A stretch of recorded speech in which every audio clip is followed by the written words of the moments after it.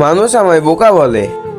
মূলত আমি বোকা নই, আমি আসলে স্বার্থপর হতে পারি না মুখের ওপর না বলতে। আঘাতের বিনিময়ে আঘাত ফিরিয়ে দিতে আমি কখনো শিখিনি। আমায় নিয়ে বসার সমালোচনার সবাই শক্ত গলায় বলতে পারি না, চুপ করো, অনেক হয়েছে, এবার থামো তোমরা। আমি সবটা হজম করে মাথা নিচু করে চুপ থাকি। আর এইসব দেখে মানুষ আমায় বোকা ভাবুক এই যে আমি মানুষকে ছুঁড়ে ফেলতে পারি না, বরং যারা কাছের তাদের হারানোর ভয়ে আরো খানিকটা শক্ত করে আঁকড়ে ধরি, জড়িয়ে নিয়ে নিজের সবটা জুড়ে।